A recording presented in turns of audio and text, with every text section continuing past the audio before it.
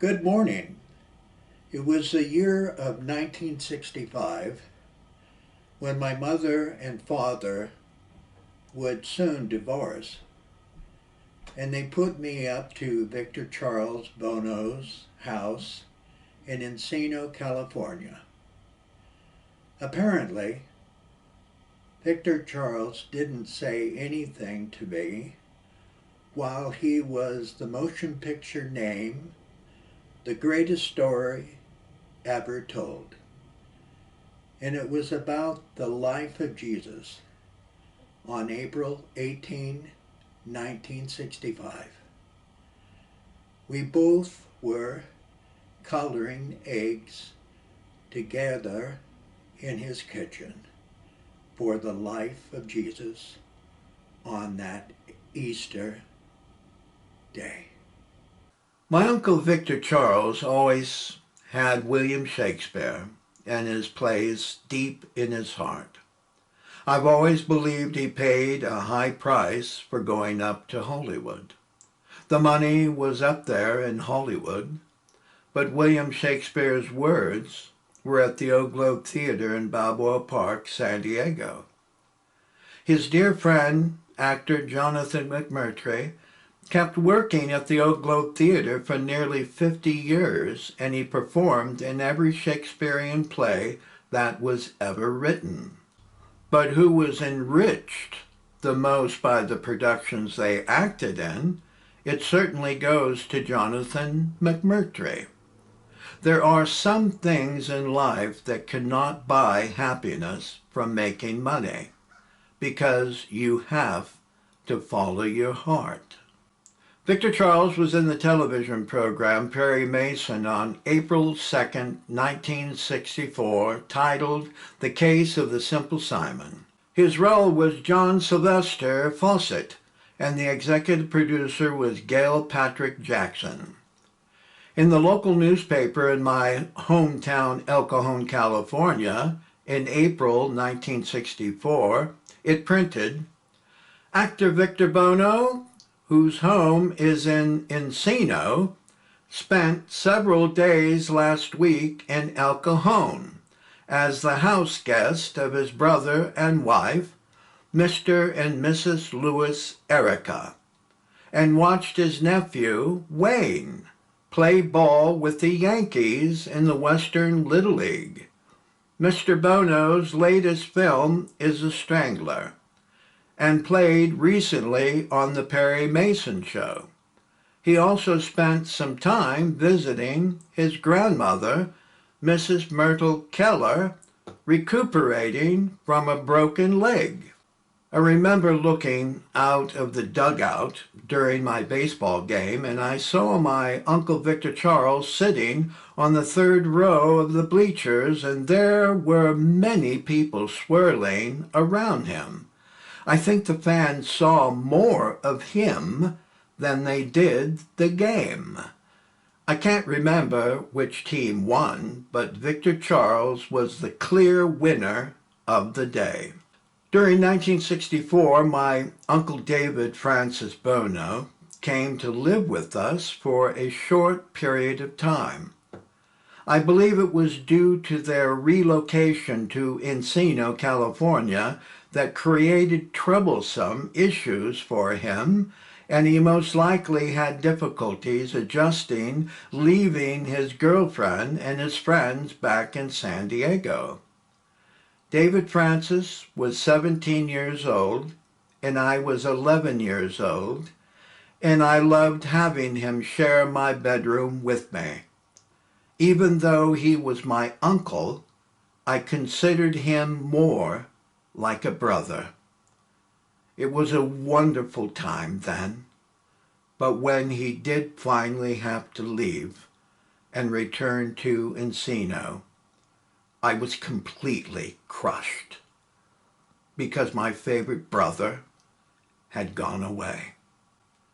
On June 24, 1964, Victor Charles was again on the silver screen with Frank Sinatra, Dean Martin, Sammy Davis Jr., and Bing Crosby in the motion picture Robin and the Seven Hoods. He played the role of Deputy Sheriff Alvin Potts, and the producer was none other than Frank Sinatra. One thing that Frank Sinatra hated more than anything else is being called a loser. The critics were rather sour on Robin and the Seven Hoods and described it as being rather cheesy and dated, especially with Bing Crosby's performance in it. He had Dean Martin and Victor Buono in his last motion picture, for Texas, and it didn't help any having Victor Charles's The Strangler being a huge loser. Take notice of the small print Victor Charles received in a newspaper review saying only, "Victor Buono as a cop." Those 4 words were the only print that they gave him in his performance of Robin and the Seven Hoods. The days of being congratulated as being nominated by the Academy Awards for Best Supporting Actor in Whatever Happened to Baby Jane was now long gone, and he would never be in another motion picture with Frank Sinatra ever again. I wish I could have been a fly on the wall when Frank Sinatra was talking about Victor Charles's debacle of The Strangler. Whatever relationship they once had, it definitely now was over for good, for the rest of his entire career in Hollywood. During 1964, it was his least productive year since coming to Hollywood in 1960. He was only in one television program that year, and it was Perry Mason. Did Victor Charles's agent, Jerry Rosen, have difficulties finding other roles for him because of the bad publicity from the disastrous motion picture, The Strangler? On December 15, 1964, Victor Charles desperately needed a winning rebound after his following Grace in Hollywood. And finally, a breath of air of good luck came his way in the motion picture Hush, Hush, Sweet Charlotte, directed by Robert Aldrich, and Victor Charles was once again playing in the small role as Betty Davis's father, Sam Hollis. On July 12, 1964, the newspaper printed, "Buono again with Crawford and Davis." Eventually, though, Joan Crawford dropped out of the film. On July 23, 1964, Victor Charles shared a few of his words in writer Vernon Scott's article covering the motion picture of Hush, Hush, Sweet Charlotte, saying, "I've started on television when I was 18 years old, and I've specialized in playing old men. In this picture I play Bet's father. People don't think of my private life, but you'd be surprised how difficult it was for me to get a date with a girl my own age. They've seen me play these older roles and take me for a dirty old man. I resent that. But I don't resent the kidding and jokes about my size and weight. I guess I'm the only actor in the business who can play Falstaff without padding.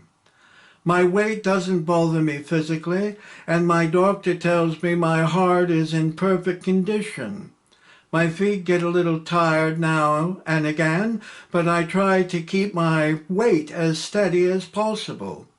I lost 80 pounds recently because I was getting too heavy. My tailor took in my clothes, but nobody else even noticed. On anyone else, the change would have been dramatic. On me, it didn't show." At the end of 1964, it would take a number of years for Victor Charles to shake off the bad, tainted memories of The Strangler. It had crippled him and made it more difficult for him to be cast in any future television programs and motion pictures. In Hollywood, if an actor loses their popularity, it's a sure bet They will need a miracle to survive and prosper on into the future.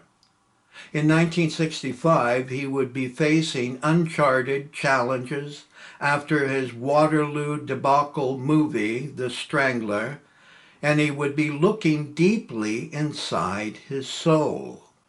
Good news came quickly, though, on December 4th, 1964, and he was cast in the motion picture, The Greatest Story Ever Told. It was a story of Jesus Christ, and Victor Charles would be playing in the role of Zorak, the priest. He would be working with Angela Lansbury as Claudia, Jose Ferrer as Herod Antipas, and Ed Wynn as Old Aram, and many other celebrated actors and actresses. The director was legendary George Stevens, and the motion picture was released in February of 1965.